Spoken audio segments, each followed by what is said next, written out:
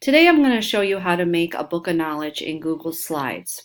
First, we're going to customize it. We're going to go to File, and we're going to go to Page Setup.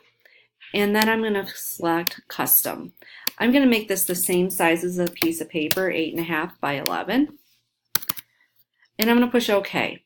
I'm going to title this Book of Knowledge.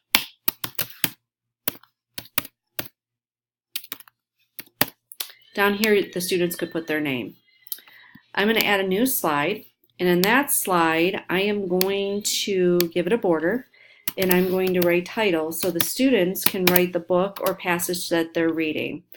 Then I'm going to make a border around this again, and I'm going to write facts. So as they're reading, they can collect the facts that they read from the book or the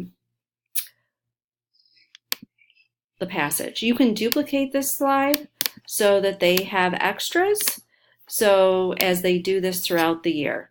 So this is a quick way to make a book of knowledge for each kid, and you could share it in Google Classroom with each one of your students.